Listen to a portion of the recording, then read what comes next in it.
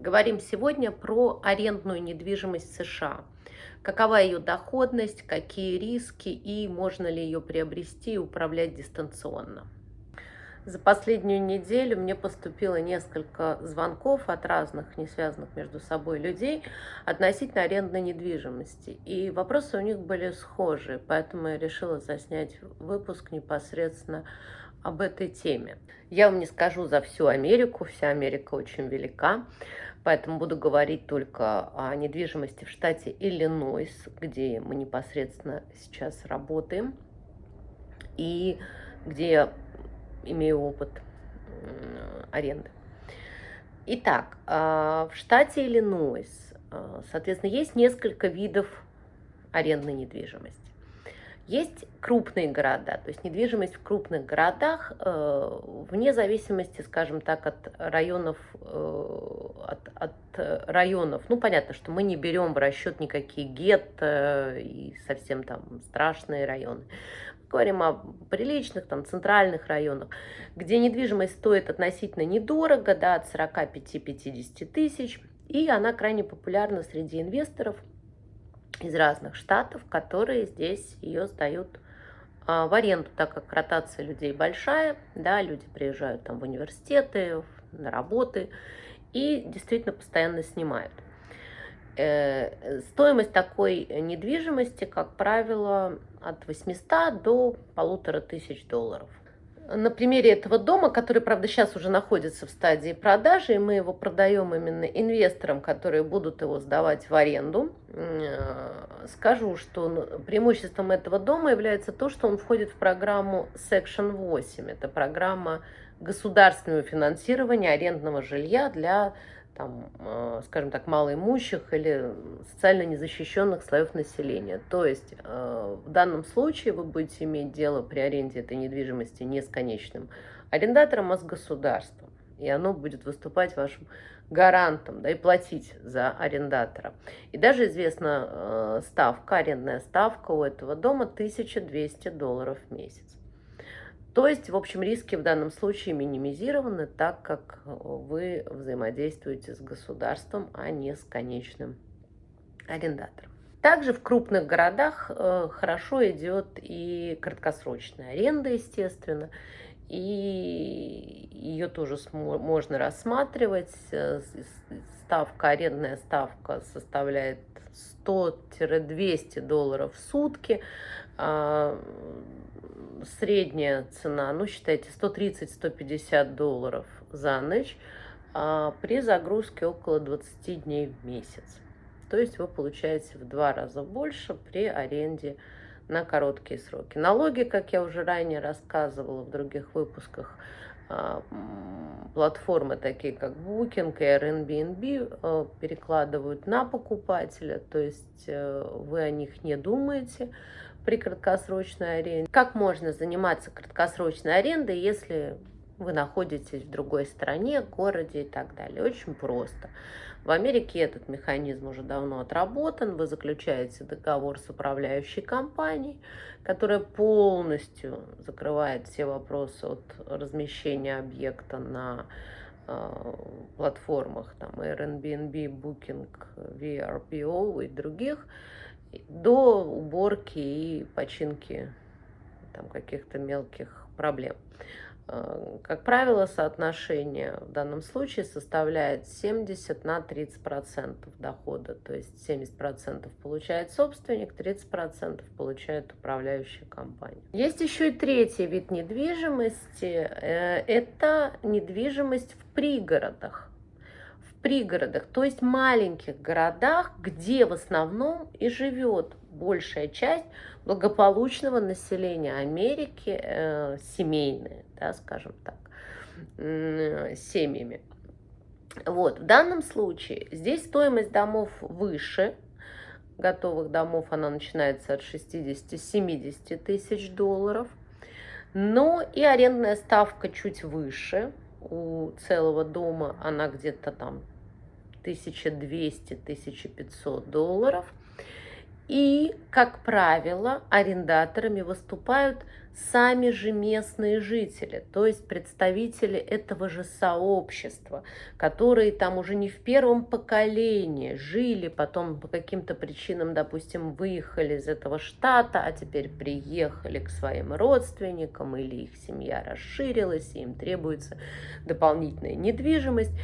И, естественно, при проведении прочих там проверок при заселении, в Америке проводится проверка обязательно арендатора, там его криминальной истории и финансовая, то есть credit score, то есть его кредитная история.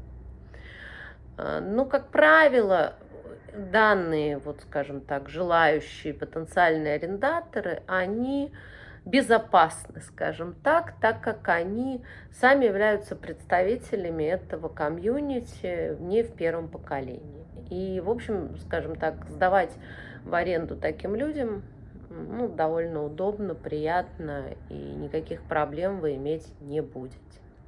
Что касается краткосрочной аренды, то здесь нужно смотреть по местности, то есть является ли этот пункт проездным, да, если он находится рядом с какой-то федеральной трассой, либо же есть ли в этом месте какие-то достопримечательности, особенно природные, да, так как американцы очень любят путешествовать в рамках даже своего же штата, путешествовать и смотреть разные природные достопримечательности, то есть ходить в походы.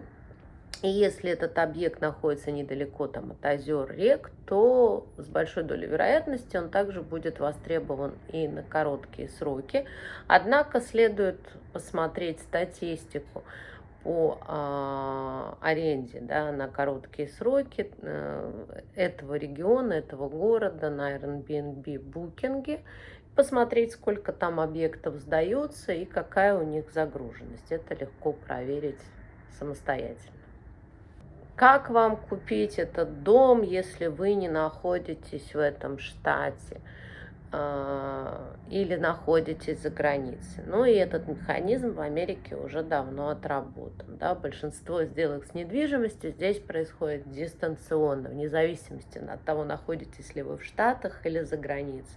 Сами инвесторы могут находиться в одном штате, и так у нас сейчас и происходит, то есть покупают дома люди из Ohio, из Калифорнии, как я говорила, из Нью-Йорка, из Висконсина.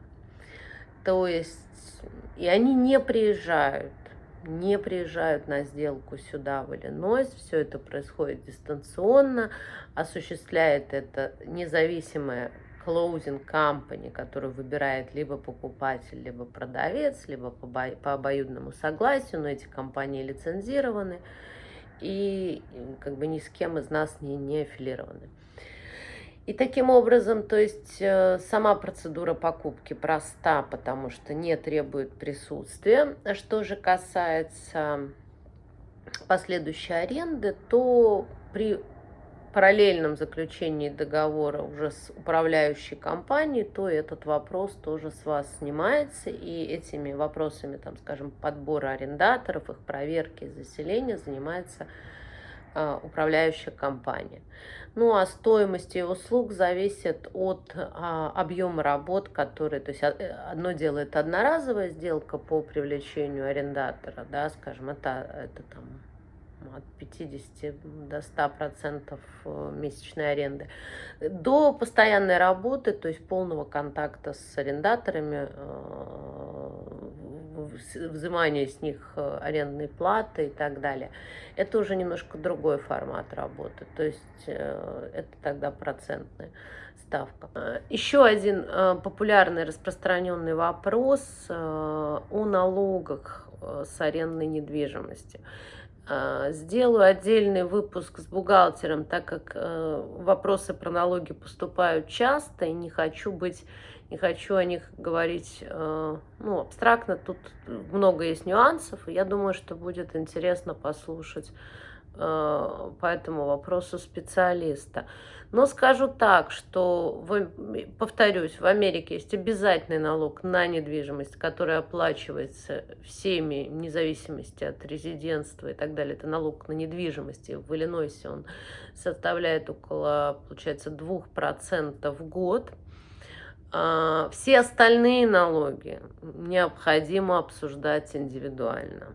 И поверьте, очень много механизмов абсолютно легальных по оптимизации налогов в Америке. И рассказывать в общих чертах довольно сложно. Поэтому обязательно сделаем сюжет с бухгалтером. И если у вас есть конкретные вопросы, то присылайте их в комментариях или в личных сообщениях. А я на их базе уже попробую сделать именно сюжет интервью с бухгалтером. В случае дополнительных вопросов пишите, звоните, контакты, как обычно, есть в описании. И я постараюсь ответить на ваши вопросы или предложить вам интересующие вас объекты недвижимости под аренду. Подписывайтесь на канал, чтобы не пропустить следующий выпуск об инвестиционной недвижимости в США или очередной объект на продажу.